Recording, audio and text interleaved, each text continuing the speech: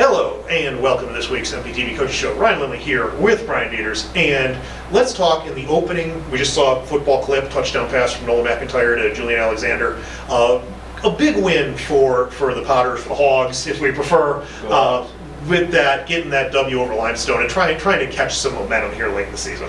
Yeah, I was just going to use the word momentum, right? You want to get that feeling, you want to feel the victory and believe you can do it, so when you actually leave the field with you're up on the scoreboard with the win, you're feeling good about that. That carries over into this week with East Peoria. Yeah. On the road. Yeah, got to go there. Another winnable one. Absolutely. East Peoria and Morton both 2-2 in the conference, right? East Peoria had more non-conference success, but I think at this point for Morton, the key piece is where they're going to finish in that conference race. Absolutely, and tough games coming up, but one at a time. One at a time. And you just got to keep building and keep believing. Absolutely. Let's talk another group that's had a lot of success recently. It's our cross-country team. They had the Peoria High invite over the weekend. Boys team finished 4th of 40 teams. It's really great. Yeah, and then on the girls' side, I mean, still had a number of solid performances, kind of dealing with some injuries there, just not completely, maybe at 100% health. And we've talked about this in the past, but with cross-country, you kind of got to manage the workload. I mean, that's a lot of miles when you get over the course of whole seasons. Demanding on your body. Yeah. I mean, it really is just a constant pounding on the pavement day in and day out. And even these kids are young and they're fit, it still does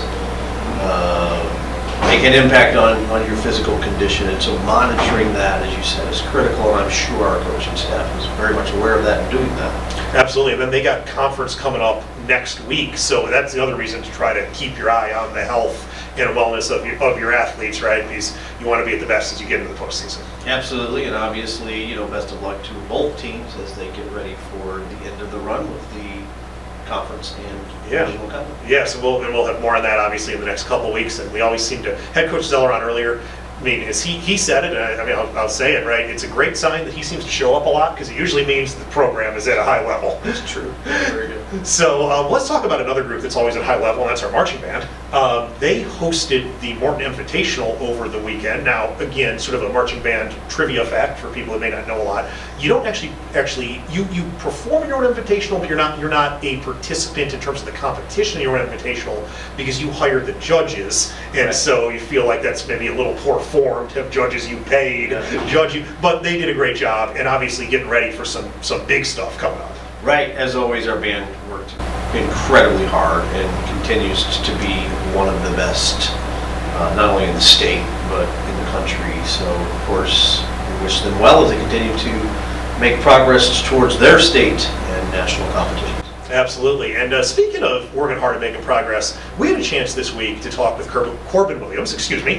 Corban is a business teacher here at MHS. He's helped us out in the baseball program for 3 years, I think, now, doing a lot of the off-the-field stuff. And one of the biggest things he does is our weight room work. And so we had a chance to talk with him about that kind of off-the-field, putting in the weight room work, conditioning, training, all that kind of stuff that I think sometimes goes unseen, and we wanted to give a chance to kind of make it seen. So let's check in on that interview.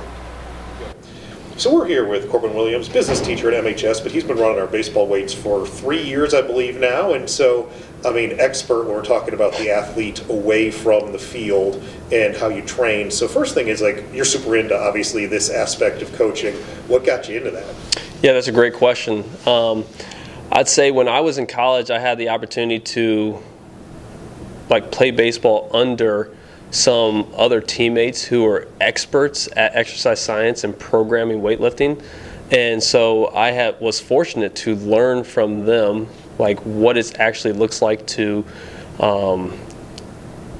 train functionally.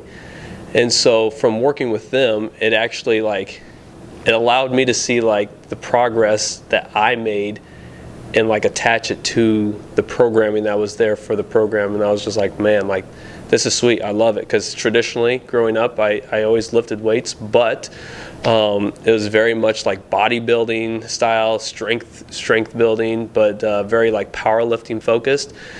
And so when learning like, hey, you play baseball, let's lift like we're baseball players, and not going to compete for how heavy you can lift a bar off the ground, and that's simply it, but more functionally, more explosively.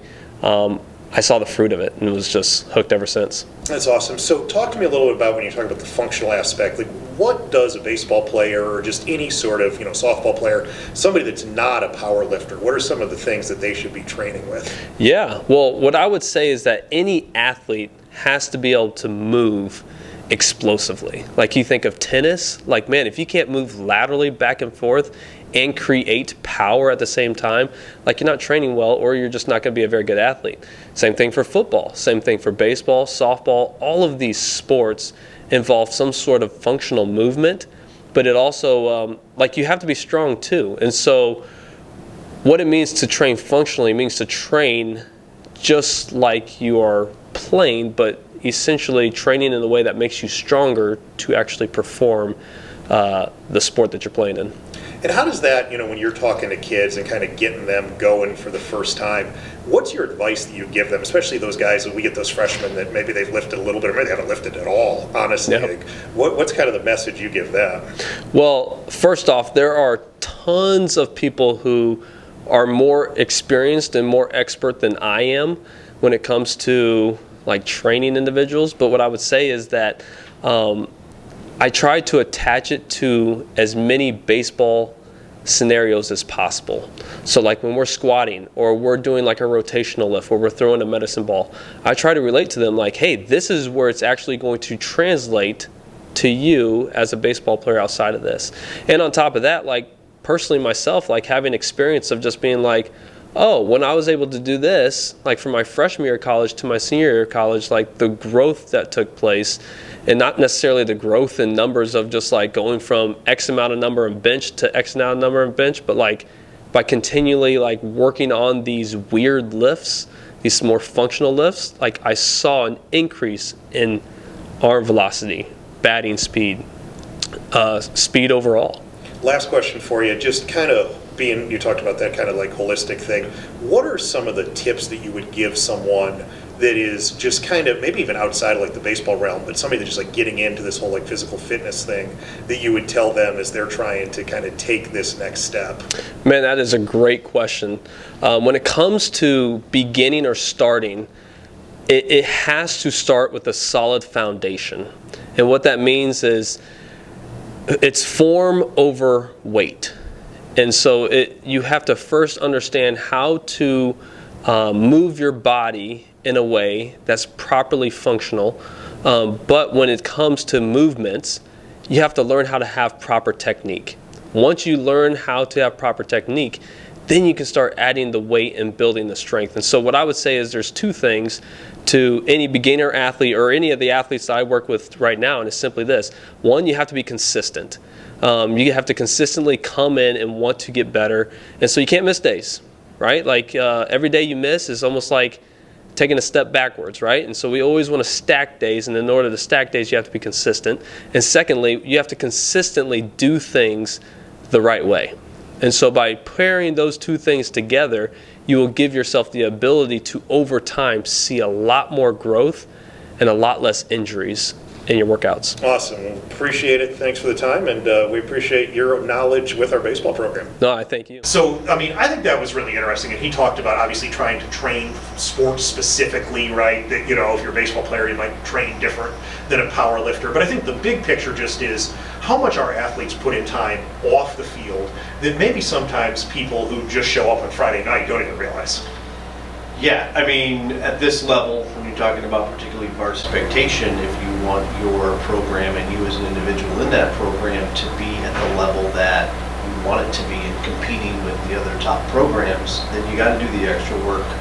I used to say the line that games won in October on the soccer field, really the winning aspect of that started, all the way back to June when we talk about the emphasis of summer work.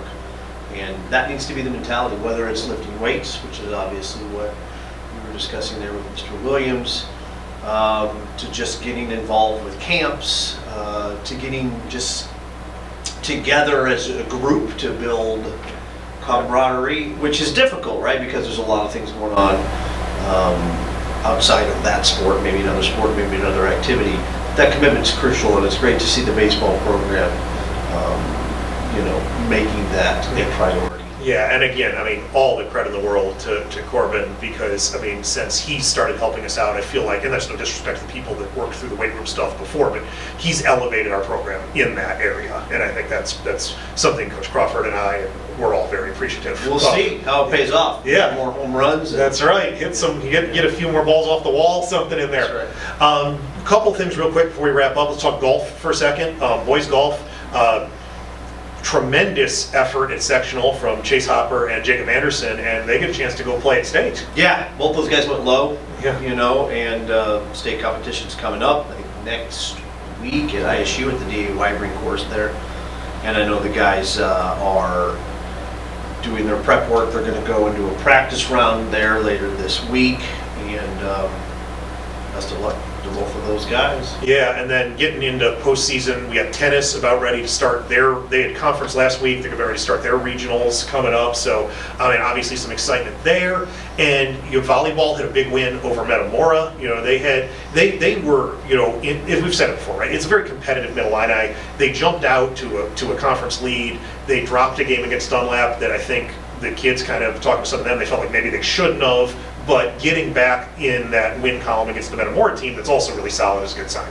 Yeah, absolutely. And, we've talked about this volleyball team in a couple of other shows, and the talent is undeniable. But there's still that youth element, and so you can't really not expect a couple of hiccups here or there if they felt like they should have got that Dunlap game.